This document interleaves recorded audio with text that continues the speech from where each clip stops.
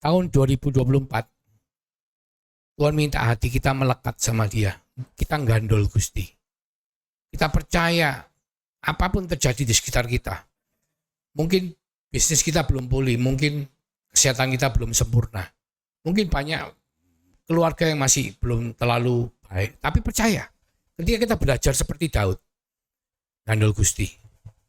Saya percaya Tuhan akan memberikan penyertaannya yang sempurna, pelindungannya, bahkan janji-janjinya. Kita harus menemukan Kristus di dalam setiap firman Allah yang kita kemah, yang kita renungkan. Supaya hati kita itu betul-betul melekat sama Tuhan. Dan ketika hati kita melekat sama Tuhan, ya mungkin saudara ada yang hamba Tuhan, mungkin saudara ada businessman, mungkin saudara ada yang guru.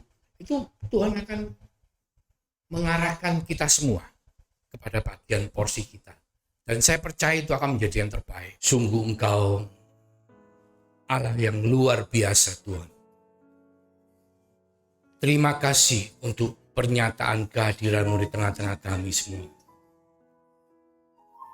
Biarlah ibadah pada hari ini boleh membawa berkat yang kekal dalam kehidupan setiap daripada kami.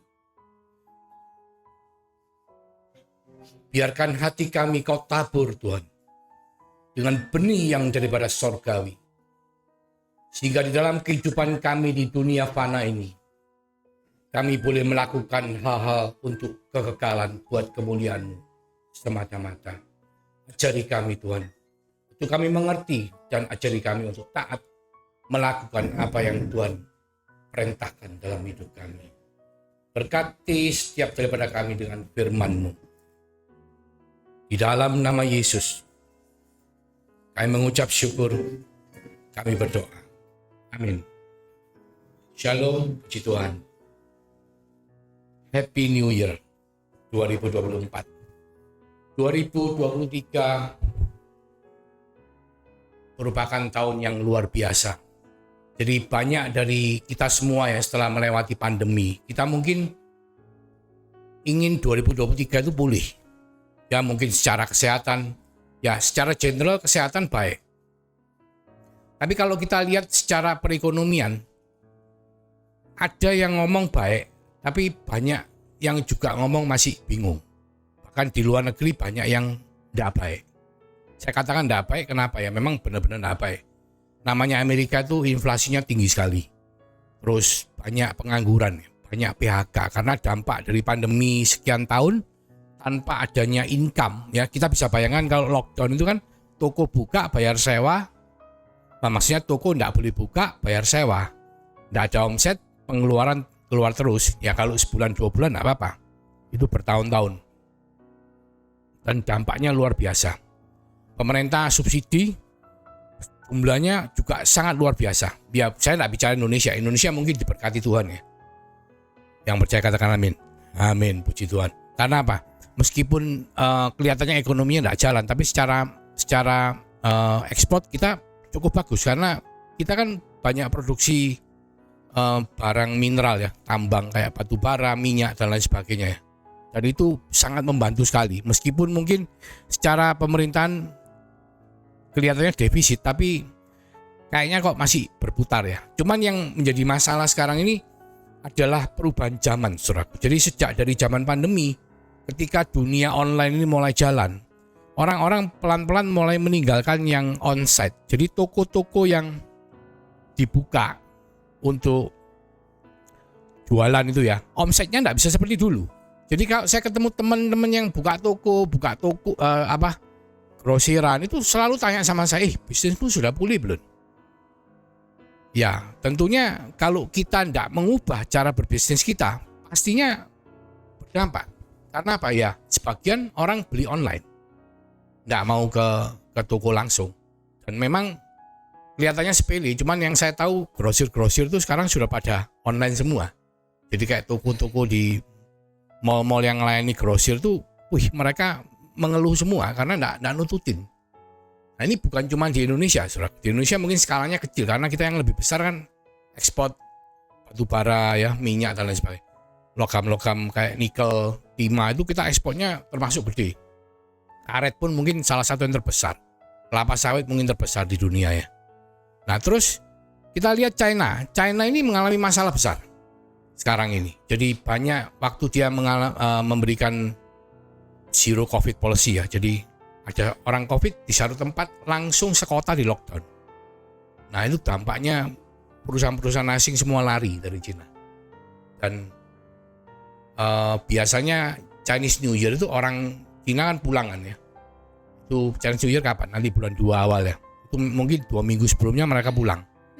Tapi tahun ini mereka sudah pada pulang. Karena apa? Di kota nggak ada kerjaan. Jadi kota kayak Shanghai, Beijing, Guangzhou, Shenzhen itu stasiun kereta api selalu penuh karena mereka pulang semua, mudik, nggak balik. Karena nggak ada kerjaan, dipecat, terus pengeluaran di kota itu mahal sekali. Ini dampaknya akan kita rasakan 2024. Jadi secara perekonomian kita harus waspada ya. Karena artificial intelligence juga bakal menggantikan banyak pekerjaan. Kalau kita nggak mau ngikutin zaman dengan ikut industrial 5.0 ya, 4.0. Jadi mau betul-betul belajar teknologi untuk menjalani trading secara online dan lain sebagainya. Kita akan kehilangan omset. Kita akan mengalami pengurangan dalam bisnis kita. Itu pasti terjadi. Perbankan pun sudah mulai banyak yang mau kolaps di Amerika, di Eropa, di China. Indonesia mungkin masih belum, karena Indonesia diberkati Tuhan. Kita diberi negeri yang banyak dengan sumber daya alamnya, sehingga untuk sementara tercover. Tapi tetap kita sebagai warga negara Indonesia kita harus bisa ngambil peluang. Nah, terus bicara tahun 2024, saya berdoa, wah Tuhan gimana ini 2024? Karena terang-terang saya kan di bidang properti kurang begitu positif ya, karena dampak dari China itu kan perusahaan propertinya yang paling gede itu utang $300 miliar tidak bisa bayar, dinyatakan bangkrut. Yang nomor 2 itu membuka proyek $110 miliar di Malaysia. Mau rencananya kan di Johor Bahru itu mau ngambil, jadi jualan rumah di Johor Bahru supaya orang yang kerja di Singapura tinggalnya di Johor Bahru kan murah. Itu proyeknya $110 miliar. Dinyatakan sebagai ghost town, tidak ada yang tinggal di situ. Jadi gatot ya, gagal total. Nah itu dampak, itu nomor 2 terbesar di China. Jadi dampaknya itu sampai kemana-mana, sampai ke seluruh dunia, bursa dunia itu yang properti semua terdampak. Jadi orang takut beli properti sekarang. Ya tapi puji Tuhan, Indonesia diberkati Tuhan. Amin.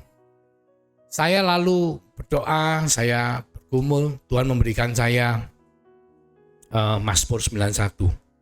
Ya mungkin saudara pasti familiar. Cuman penekanannya bukan pada perlindungannya, karena kita percaya perlindungan Tuhan pasti real, pasti nyata. Ya kita sudah lewati pandemi ya. Hari ini kita boleh berdiri di sini, masih boleh ketawa, hahaha, bahkan sebentar lagi kita akan pesta durian ya. Itu suatu anugerah yang luar biasa. Itu jelas itu perlindungan dari Tuhan yang luar biasa. Tetapi yang Tuhan ingatkan adalah poin di mana kita tuh bagaimana caranya supaya kita bisa mendapatkan perlindungan itu. Karena itu jauh lebih penting. Jadi kalau saya boleh memberi judul, saya akan memberi judul Gandol Gusti. Yang Gandol Gusti bahasa Inggrisnya apa ya?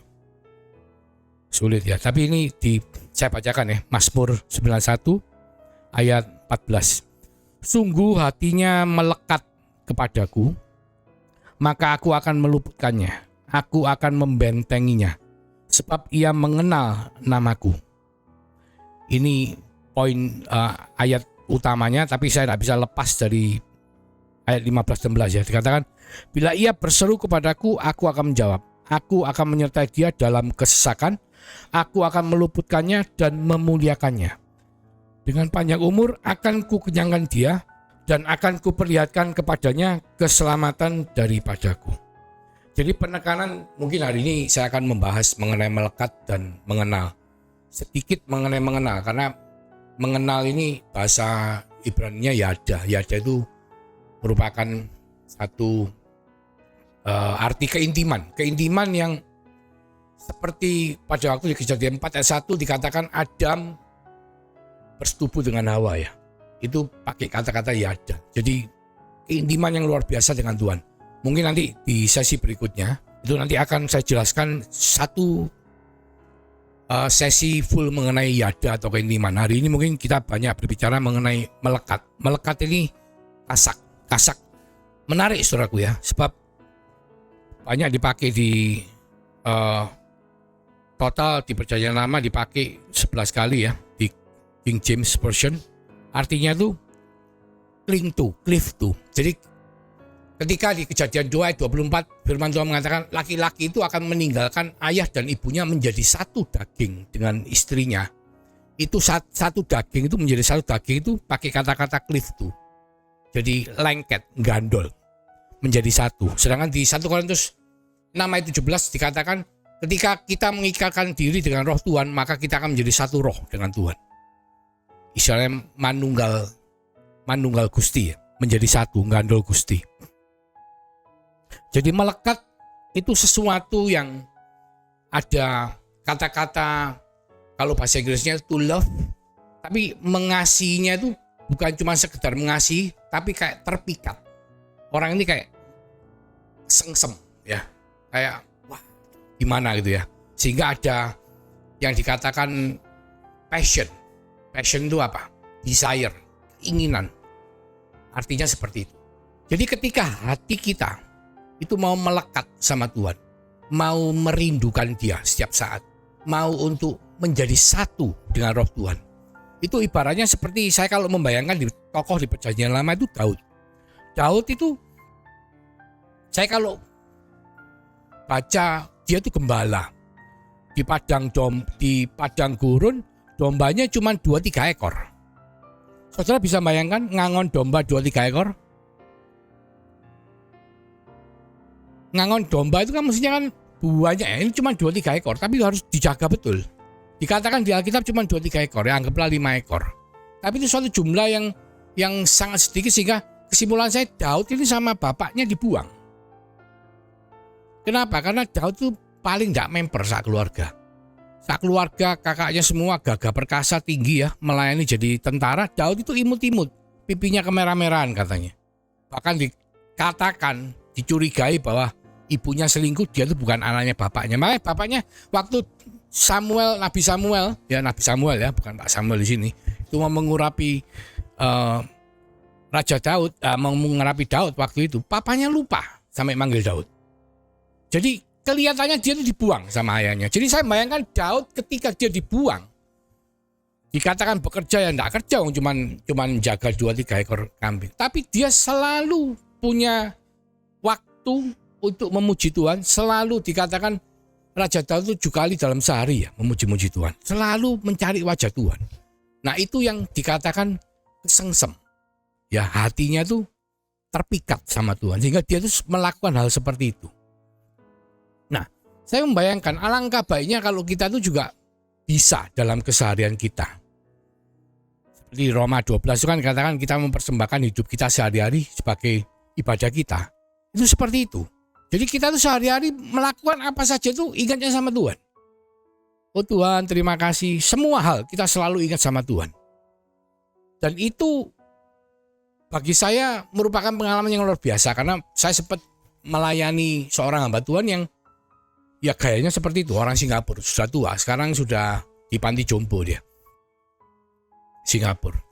Kakinya udah tidak bisa jalan. Di kursi roda. Terus tidak ada yang jaga. Dia akhirnya di panti jompo. Tapi pikirannya masih seger, masih sehat. Orang itu seperti itu. Kemana-mana selalu memuji Tuhan. Selalu mencari Tuhan. Bagaimanapun caranya. Entah itu naik taksi, entah itu di lobi hotel, entah itu jalan kemana saja. Dan saya banyak belajar. Di situ saya belajar meskipun saya mungkin belum bisa seperti beliaunya. Kalau di sini kan tidak gampang. Di sana kan lebih mudah. Singapura itu mungkin lebih mudah. Mereka orang Singapura ya sempat ngomong sama saya, kamu mestinya jangan tinggal di Indonesia, kamu tinggal di Singapura saja, lebih tidak gampang berbuat dosa katanya. Di sini sedikit-sedikit kamu keluar uang, ngurus ini nanti banyak ya seperti yang tidak seperti di luar negeri, lebih tertib ya, lebih tidak nyerobot, jadi lebih tidak berbuat dosa lah istilahnya. Dia sampai ngomong begitu. Tapi memang justru di tempat yang seperti ini kasih karunia Tuhan itu akan berlimpah dalam kehidupan kita. Supaya apa? Supaya kita itu mau gantungkan sama Tuhan. Loh bayangkan ya, saya sampai nyari parkir itu loh, saya gantungan sama Tuhan. Kan biasanya kalau malam minggu dulu ini sebelum pandemi, terakhir sih lebih gampang. Dulu sebelum pandemi kalau malam minggu mau masuk GM, aduh, itu sudah kalau enggak waktunya sebelum jam 6 sulit sudah. Bisa keluar, masuk bayar parkir keluar enggak dapat. Akhirnya keluar penuh gitu. Itu selalu kasih karunia Tuhan menyertai. Karena saya selalu ingat dan anak-anak saya juga belajar mengikuti cara seperti itu. Jadi dari kehidupan yang biasa gitu, akhirnya kita mau enggak mau belajar untuk bisa belajar untuk melekat sama hati Tuhan. Pernah saya pelayanan, ini ada saksinya di sini. Satu pelayanan dari Gelora, pulang lewat di Panjang Jiwo kan, loh kok ada call jualan duren. Kepingin saya. Jam 5 sore kan sih terang ya, ketok ya banyak duren. Kepingin beli ya, ngomong sama istri. Enak ya duren ya. Beli yuk, tapi takut soalnya nggak bisa milih saya. Saya nggak bisa milih duren. Nanti pas beli milih cegek. Iya toh. Akhirnya apa? Pulanglah ke rumah. Sampai di rumah saya dikirimi duren sama saudari saya yang di sini. Loh itu kalau enggak Tuhan siapa? Iya kan? Kita enggak pernah kontak-kontakan urusan duren, ya tuh. Tahu-tahu dikirimi duren. Jadi di situ saya belajar. Oh ya, kita harus memang hidup kita ini melekatkan hati kita sama Tuhan. Jadi Tuhan memberikan ini kepada saya supaya kita belajar dalam keseharian kita. Karena kita ini enggak tahu loh. Tanda-tanda zaman ini kok kayaknya tambah hari tambah kuat ya. Tanggal 1 Januari terjadi gempa bumi, saudari tahu ya, saudara-saudari. Gempa bumi di Jepang 7,6 skala Richter. Ini sesuatu yang luar biasa ini. Tanggal 1. Jadi kita enggak tahu. Tapi Tuhan kan sudah bilangin kita semua. Waktunya itu sudah diambang pintu. Jadi ya dengan situasi kesehatan, banyak rumor yang takut gelombang kedua ya. Pandemi juga masalah peperangan ini kok kayaknya enggak gampang ya selesainya ya. Yang lalu saya sempat membagikan mengenai peperangan di Gaza itu ya memang sudah ada di Alkitab semua ya. Di Gaza akan bagaimana, terbakar habis, ditinggal sepi, tidak ada orangnya.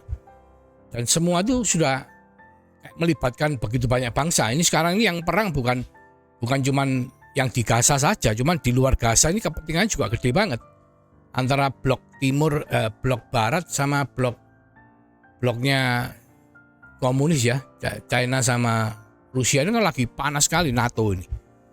Jadi kalau nggak selesai ini makin merembet kemana-mana. Itu semua tanda-tanda sudah ngomong. Jadi saya berharap bahwa message untuk melekat sama hati Tuhan ini kita belajar untuk melakukan dalam kehidupan kita.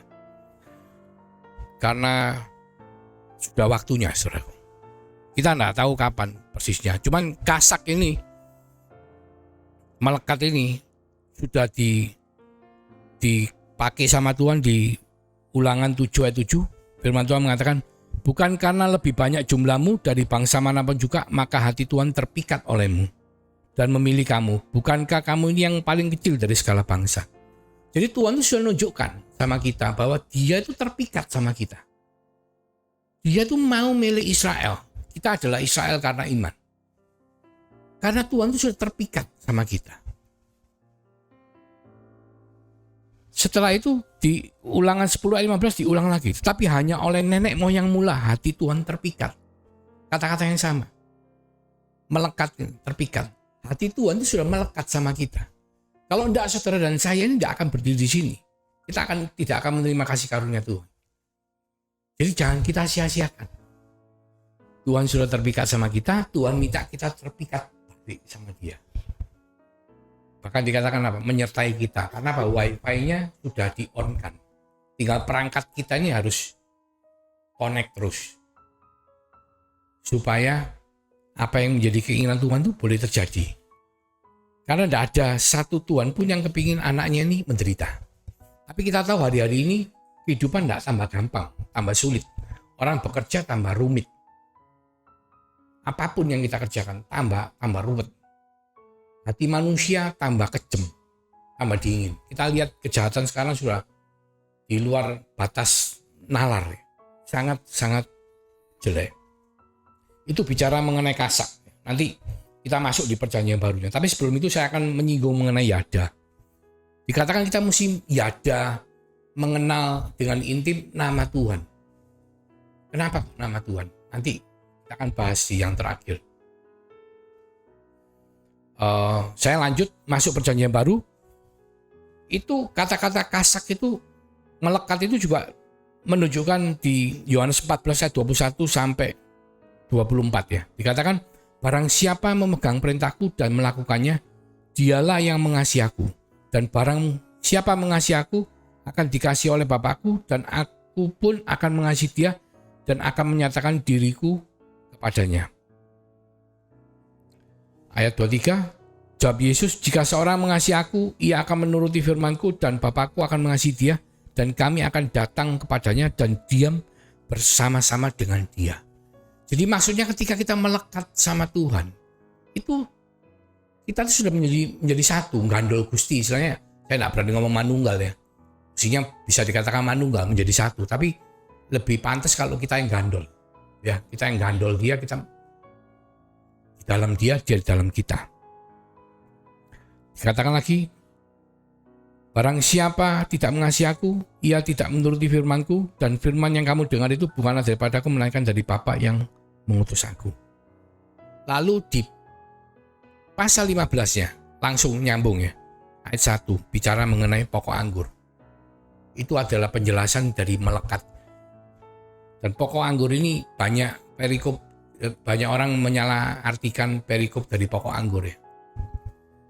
Hari ini saya akan sedikit menjelaskan dalam bahasa aslinya. Yohanes 15 ayat 1 mengatakan, akulah pokok anggur yang benar dan Bapakkulah pengusahanya.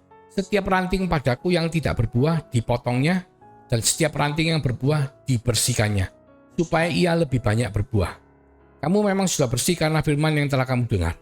Nah, sekarang kan orang nganggapnya apa? Nganggapnya bahwa ketika tidak berbuah itu dipotong. Ya, nah ini kok kesannya, wah kamu tidak berbuah, misalnya pelayanan tidak menghasilkan, sama Tuhan diketok.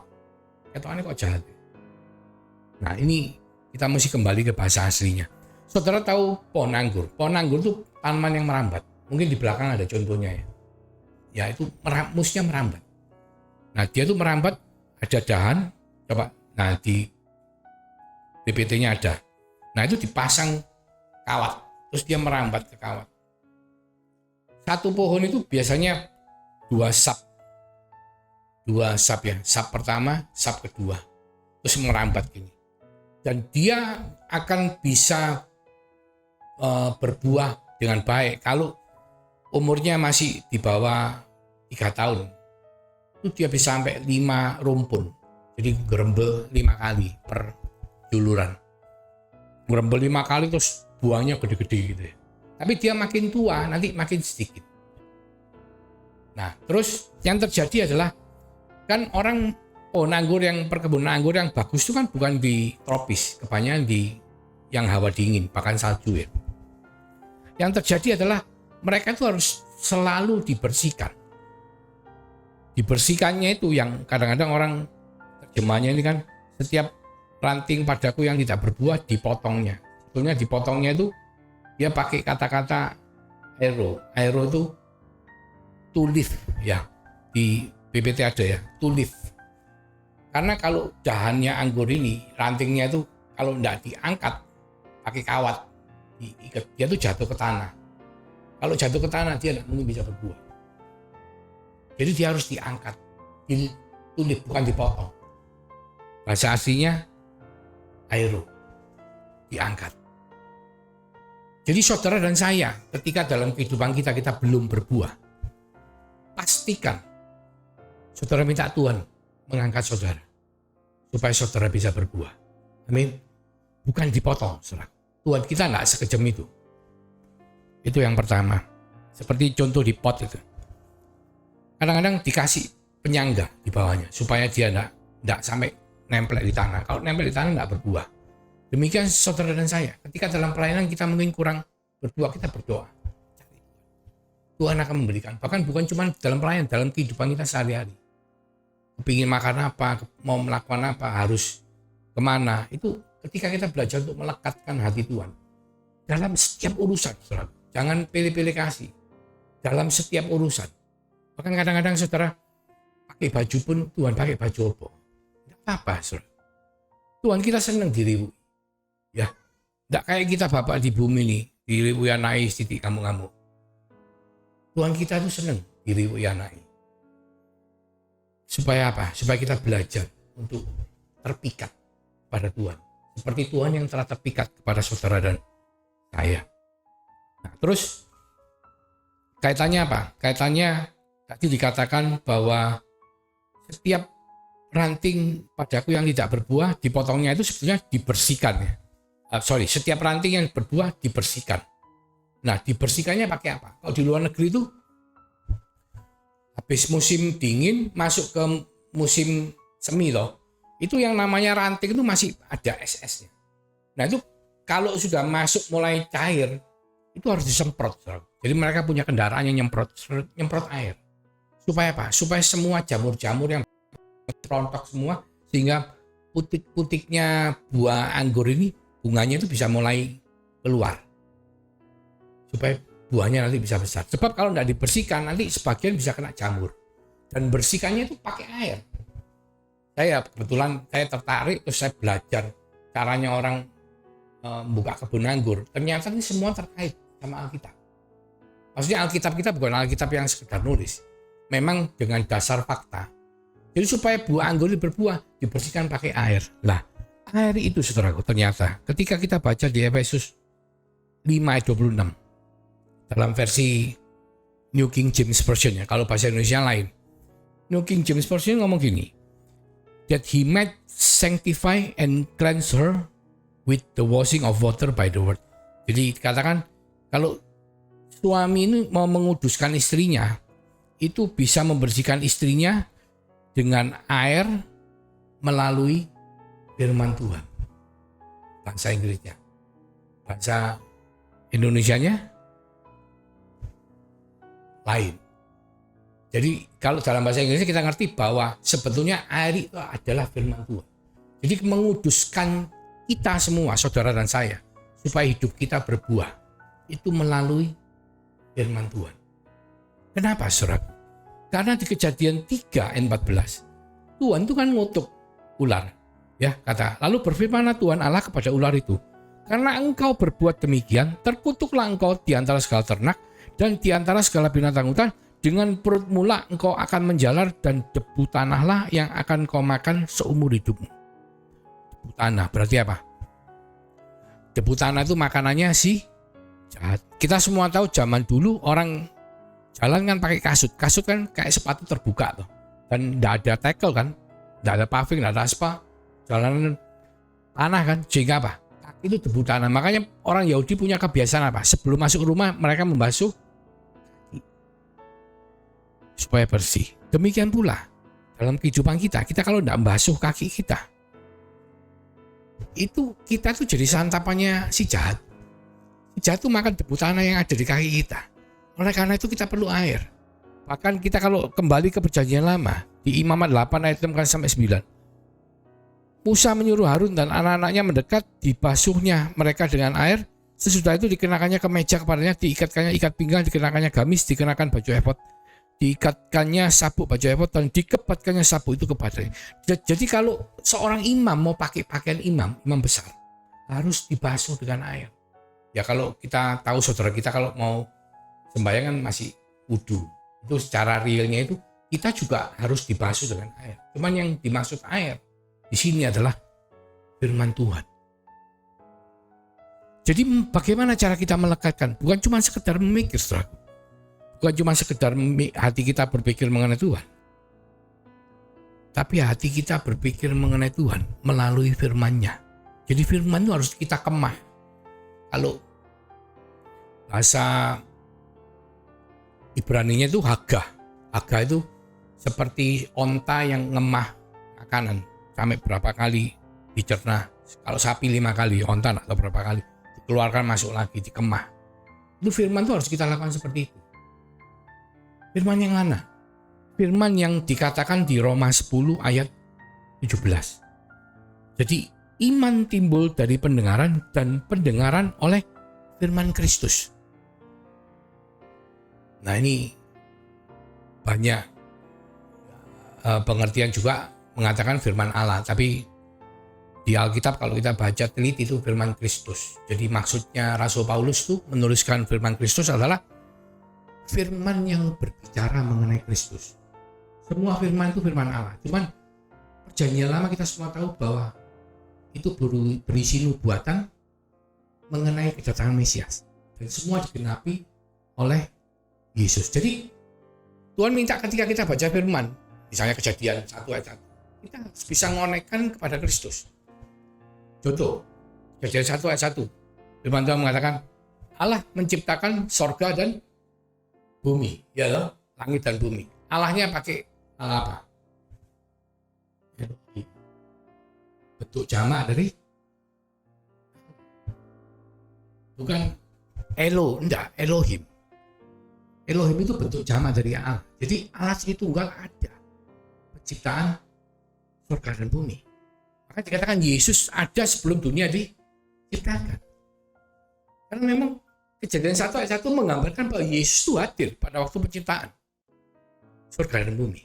Nah, ketika kita membaca Alkitab, merenungkan Alkitab, melekatkan hati kita kepada Dia, membuat kita ini terkesima, tersengsem, ya istilahnya kesengsem sama Tuhan, dan membayangkan ayat-ayat itu berbicara mengenai apa. Contoh imamat itu bicara mengenai apa? Mana tuh Yesus di imamat? Justru imamat itu bicara mengenai Tuhan Yesus. Dari 10 hukum Taurat dijadikan 613 hukum sipil, hukum istilahnya sipil perdata ya, sama ritual, sama moral. Itu bicara mengenai Yesus. Yesus imam besar agung. Di Keluaran, di mana lo ya perlindungan Yesus menyertai kita semua sampai bangsa Israel masuk ke dalam tanah Kanaan. Kita harus menemukan Kristus di dalam setiap firman Allah yang kita kemah, yang kita renungkan, supaya hati kita itu betul-betul melekat sama Tuhan.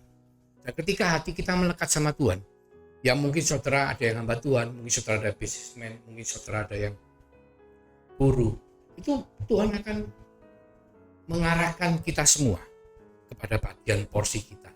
Dan saya percaya itu akan menjadi yang terbaik.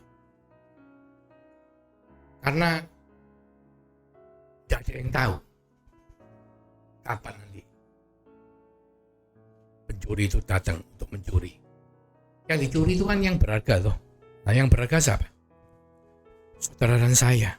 Persiapkan diri kita untuk menjadi alat yang berharga di mata Tuhan. Sehingga ketika Dia datang, kita semua sudah siap.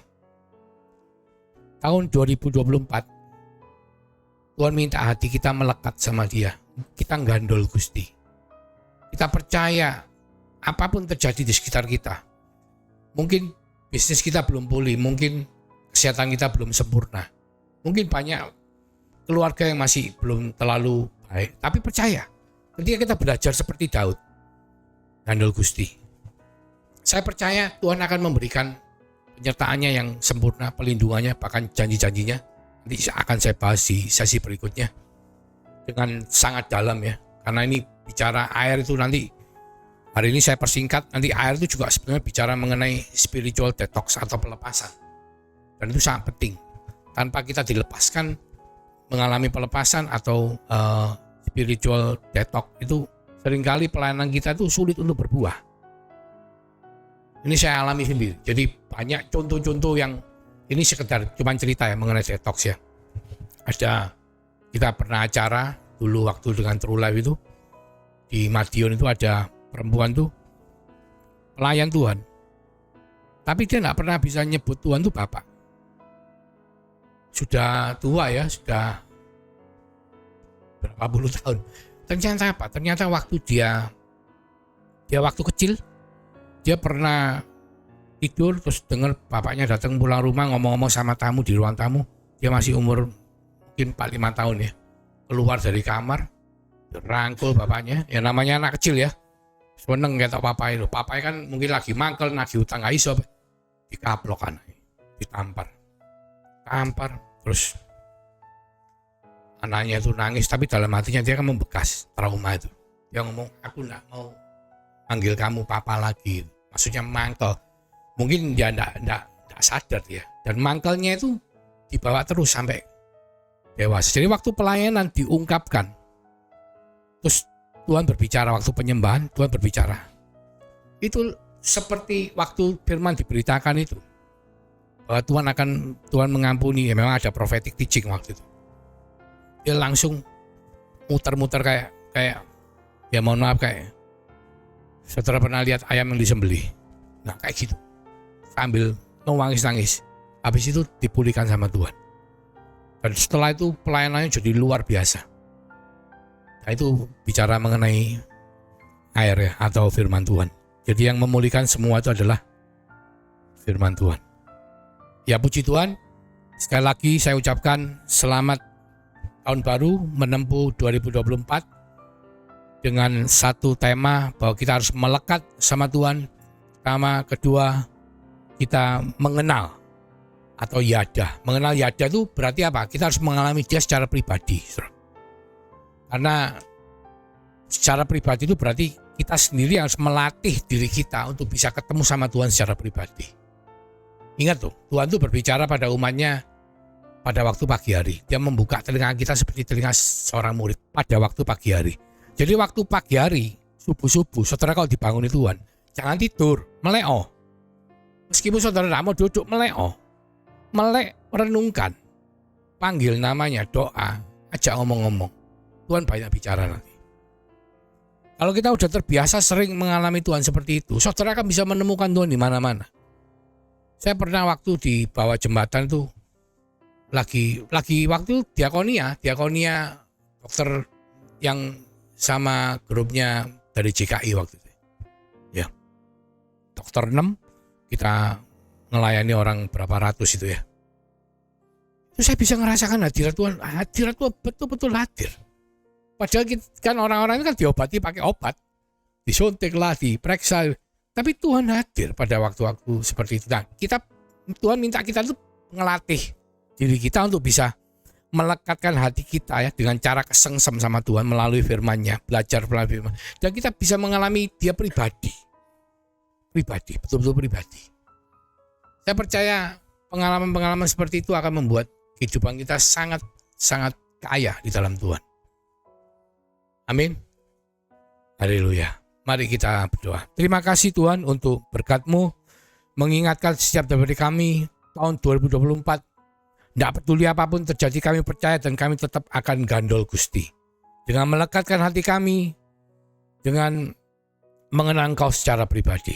Tuhan berkati setiap daripada kami dengan berkat daripada Allah Bapa, dengan kasih karunia daripada Tuhan Yesus Kristus, dengan penyertaan perlindungan daripada Roh Kudus yang selalu membawa kita semua mulai dari hari ini sampai Tuhan Yesus datang, bahkan sampai Maranatha. Di dalam nama Yesus Kristus Tuhan, saya mengucap syukur. Haleluya. Amin.